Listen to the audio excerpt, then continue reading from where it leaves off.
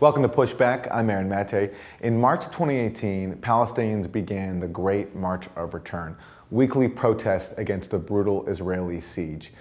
The Israeli government responded with savagery, killing more than 200 Palestinians and wounding thousands more. Well, a new documentary tells the story of the Great March of Return. It's called Gaza Fights For Freedom.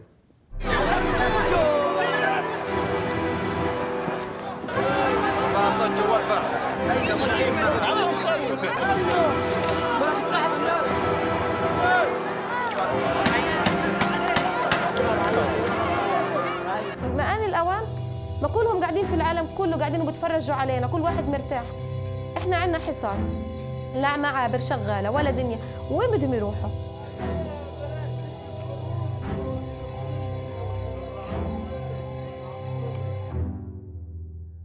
And that is a clip from Gaza Fights For Freedom. I'm joined now by the film's directors, Martin and Mike Prysner. Great to have you here on Pushback. Great to be here. This film was infuriating, it's sad, and it's also inspiring to see what Palestinians, how brave they were in going out in the face of Israeli fire every single week to protest for their rights. The footage you have is also just stunning. Talk about, first of all, how this film came about. Sure. Mike Prysner and I, who co-direct and produce the Empire Files as well, which was a weekly investigative series looking at issues through the lens of U.S. empire. We were in the West Bank in 2017. We tried to get into Gaza. We had all the proper press credentials, filled out all the right paperwork, and we were outright denied by the Israeli press office on the premise that we were propagandists and not journalists, and also levying the charge that I was an Iranian agent. I'm used to being called a Russian agent, so that was news to me.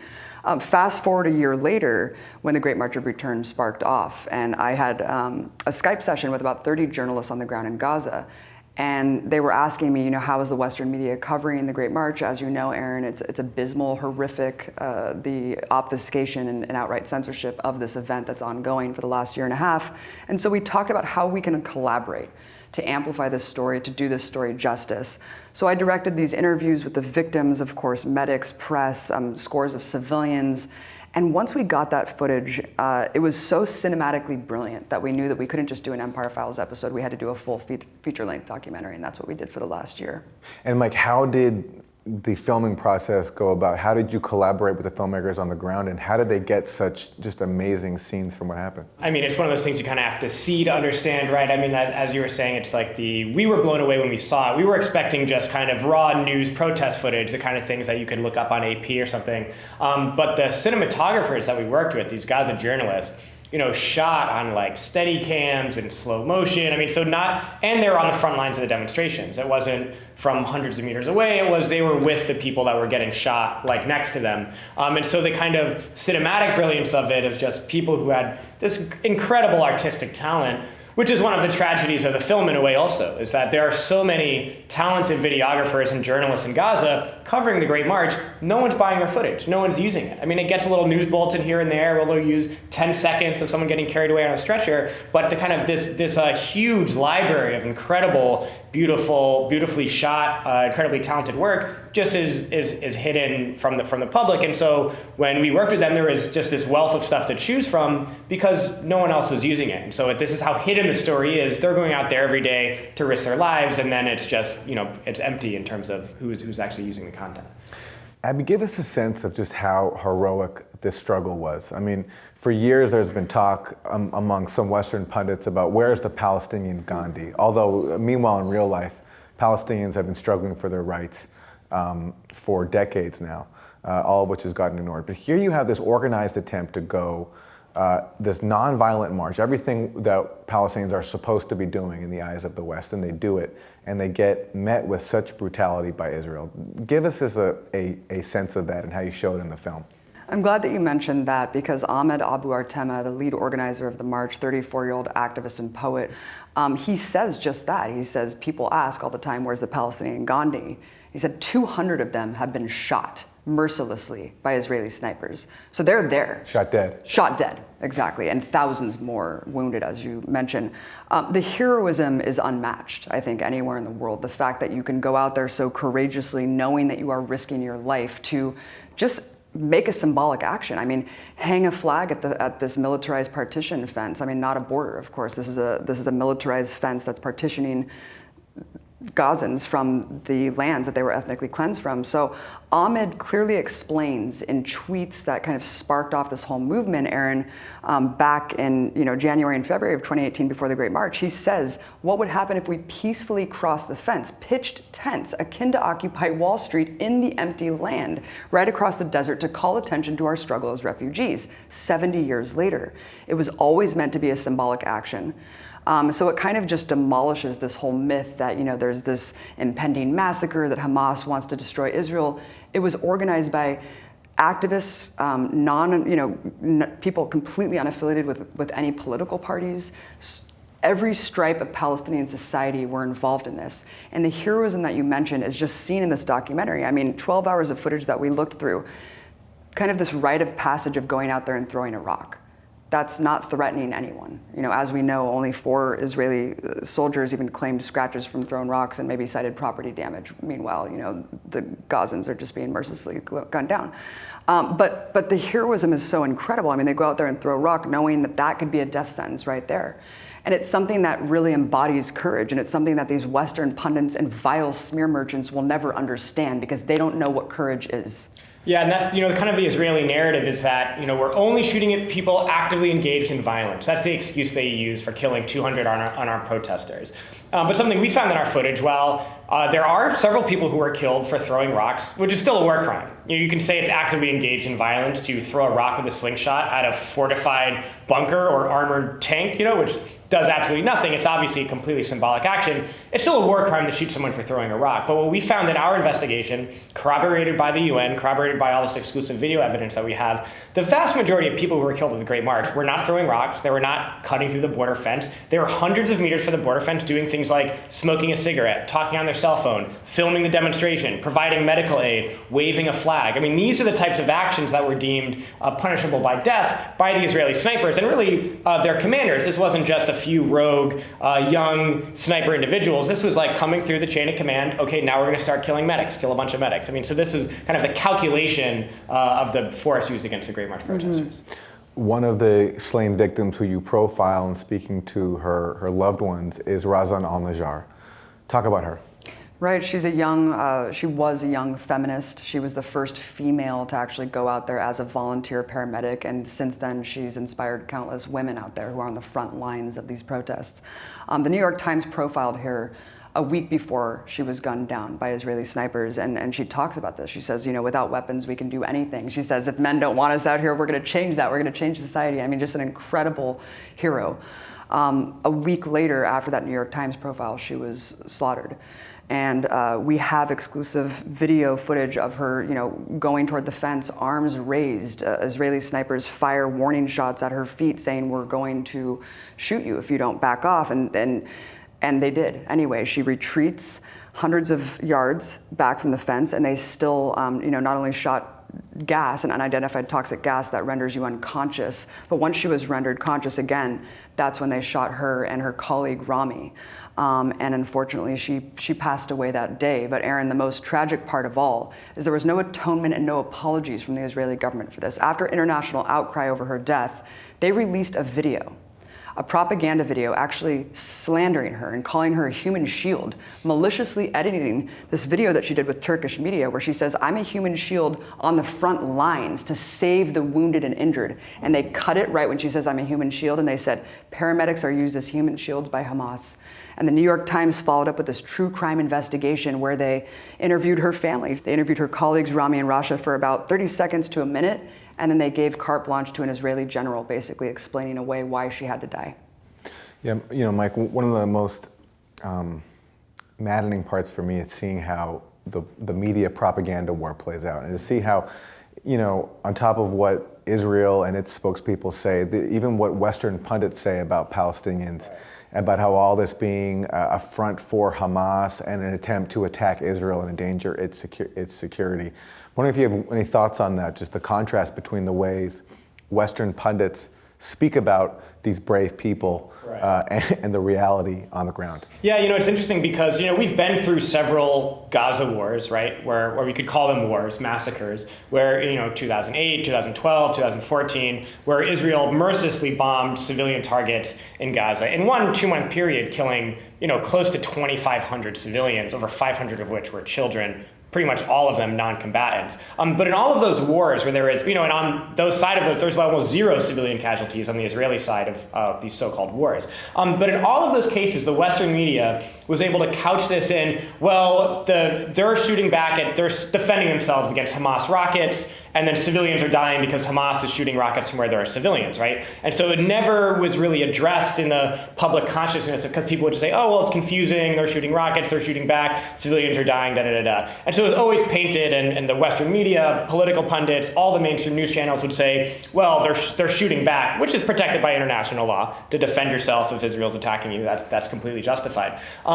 But the Great March, something different happened, where there was no militants, there was no use of rockets, there's no use of explosives, there's no use of rifles. It was just a completely 100% peaceful action where still massive numbers of civilians are being killed, and there's no Israelis that were being injured or killed either. But they used the same talking points. Mm-hmm. They used the same talking points as they did during all of those Gaza wars, saying it's just human shields for Hamas. Well, shielding what? They're a human shield for what? No one's shooting a rocket behind them. No one's shooting a rifle behind them.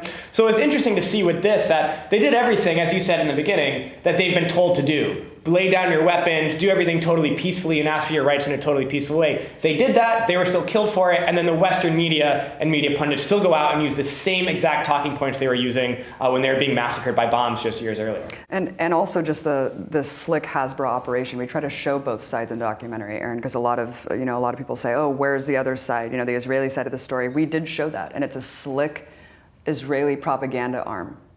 Funded with tens of millions of dollars every year to control the narrative, to correct the record. And that is people who look like me and Mike and who speak English. And they're talking to an American audience. And they're using the most embarrassing propaganda points that everyone's a human shield, that no one has independent thought, and just demonizing 2.2 million people. I mean, this is a war against children. We have to keep in mind that half of these people living in Gaza are kids.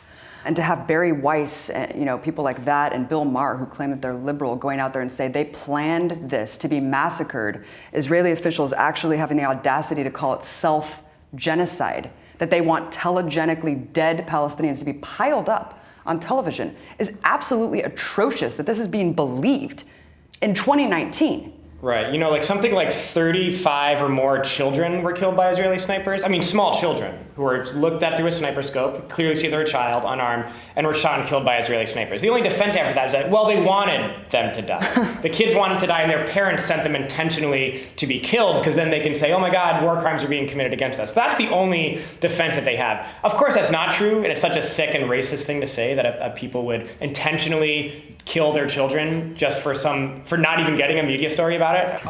But even if that was true, let's say, for example, they did do that, you still can't shoot a child, and it's still a crime to shoot a little child who's unarmed. You know what I mean? It's like, even if they fell for this trap by Hamas of shooting this child, it's still illegal, and still needs to be accountability in international courts for it.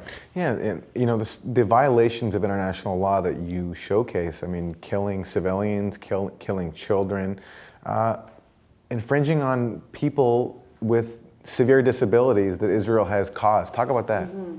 Right, and we show some famous cases. Abu Salmi's legs were amputated in an airstrike in I think 2014, and he was gunned down. He was directly targeted in the torso and killed outright by Israeli snipers. So that was a famous case of a disabled civilian. Many others were on crutches from previous clashes with Israeli forces, so injured from Israeli forces in the past, and then also gunned down by snipers, which of course is a violation of international law. And Aaron, you mentioned the construction of international law is really the premise of our documentary, because it proves with exclusive evidence incontrovertible war crimes being committed. And this is not only the direct targeting of children, disabled press, and medics, this is also the use of exploding bullets, which are a violation of the Hague Convention over a century ago.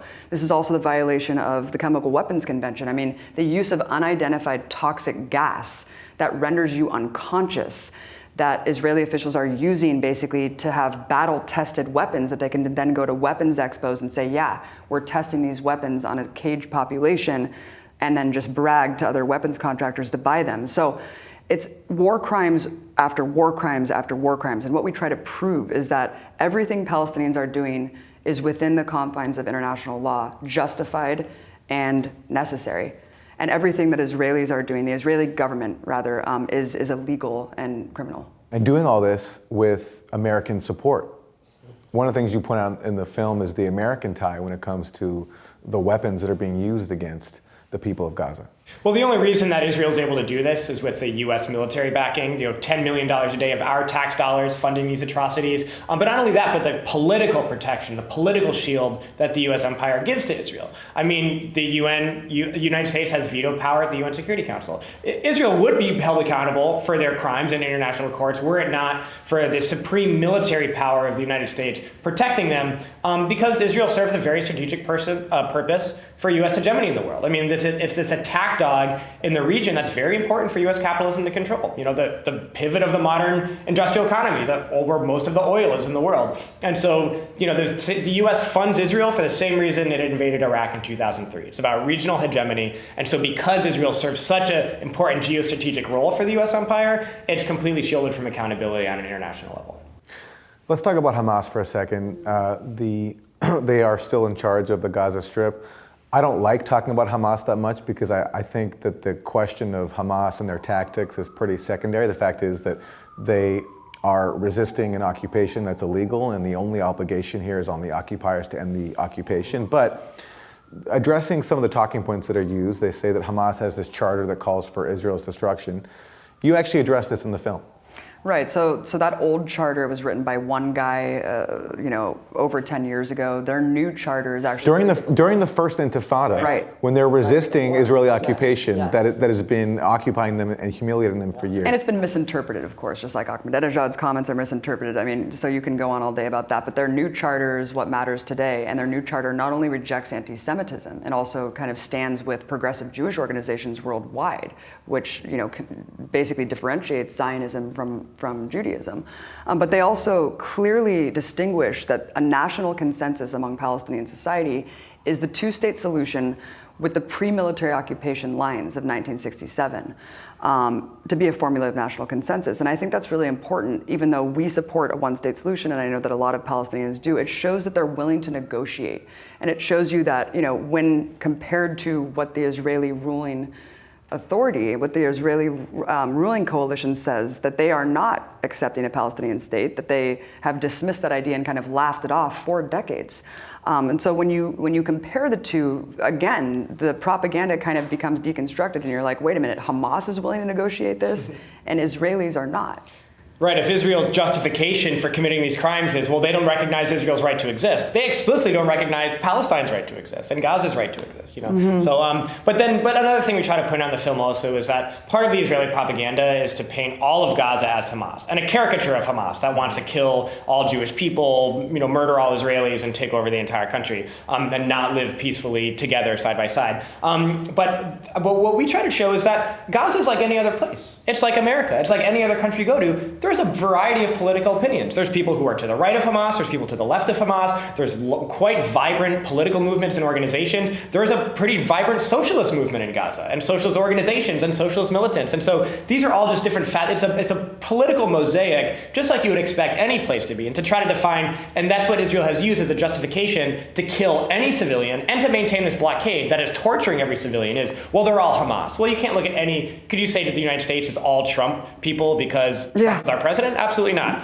And that we can justify, killing and starving all of us because of what a portion of the population elected as the president. And so we try to kind of give that there's a political complexity to Gaza, but bottom line is they have the right to self-determination. You can't have true self-determination when you're under the boot of a colonial power like Israel. Yeah, and the preventive infiltration law that was passed in 1954 basically employed a shoot-to-kill order for quote-unquote infiltrators, refugees trying to return. And we know that they just deported them en masse to Gaza after the Nakba. And so it's just interesting that they're using the same justification, but they've just changed infiltrators to now terrorists. And we know from WikiLeaks cables that Israel meddled in those elections and basically wanted Hamas to win. So then they can justify all the atrocities by blanketing the entire Gaza Strip as a hostile territory. It's a really cynical game because you have Hamas winning the Palestinian elections in 2005, 2006, after more than a decade of the so-called peace process where life for Gazans gets worse. It's basically a process by which Israel extends its control over the Palestinian territories by enlisting subcontractors in the Palestinian Authority. So that gets rejected, Hamas comes in, and then Israel and the US try to overthrow Hamas and prevent them from taking power. And when that happens, people are going to resist. And so people are going to unite behind the leaders of yours that the colonial government is trying to undermine. Abby, you closed the film with a call to citizens of the West, talking about the Palestinians have done what they've been told to do by the West and going out and bravely being nonviolent. And you asked the question, is their heroism going to be for naught? Or are people in the West going to respond by following their lead and standing up to the Israeli occupation? Because as you also point out, without U.S. government support for Israel and what it's doing in Gaza, it could not happen. So what is your sense of that? Do you think that the people of the West will see what's happening in Gaza, will see what's being done to civilians in Gaza in the name of the U.S. and with U.S. taxpayer support? And do you think that there can be a large enough movement here that could reverse what is happening in Gaza and stop the inhumane blockade? There absolutely has to be, Aaron, because international pressure needs to be mounted, and it has to start here. This is the heart of the empire, the belly of the beast. This is who is basically absolving Israel and allowing these atrocities to happen with our taxpayer dollars. The fact that BDS is a call to action that Palestinians have told us to do. The fact that unanimous BDS resolutions are being passed all over the world, Ireland, Britain. It's scaring the hell out of the Israeli government, which is why they've passed 26 anti-BDS resolutions here in the US across the country. That shows you how terrified they are. That is the only thing that will bring down apartheid, because we see polls reflected in Israeli society as it's becoming increasingly fascistic with this latest election between Trump and Trump. It's a facade. 5 million Palestinians are denied the right to vote. That is not a democracy. So the only thing that will bring the fall of apartheid is mounting international pressure and isolation, political, cultural isolation. And we're seeing it, artists dropping like flies out of the Meteor Festival, former liaisons through the Israeli government denying, saying, I can't be a part of this anymore. The only person that they have is Roseanne Barr to be their spokesperson. So I think it's beautiful what's happening. And the fact that Americans are finally waking up, political consciousness is on the rise. We're seeing just with this tour, sold out venues all across the country, marquees in right-wing cities, no protests, no disruptions. People are ready to hear it, Aaron. And the Hasbara is not working anymore. They cannot control the narrative when we are seeing these atrocities with our own eyes and when Palestinians are filming their reality with their own equipment. And we're seeing that and we're taking it, and people are finally waking up to what their government is doing in their names. And it's our privilege. We need to wake up and use our extraordinary privilege as American citizens to fight this government. And it doesn't just stop and start with Palestine. It goes all over the world. This is what our government is doing all over the world in our name. And it's time to stand up and say no more. The film is called Gaza Fights For Freedom. Abby Martin and Mike Prysner are touring with it right now, so see it if it comes to your town. You also can catch it online at Vimeo, right? Yes. GazaFightsForFreedom.com. Yeah. Abby Martin, Mike Prysner, thanks so much. Thanks so much, Aaron.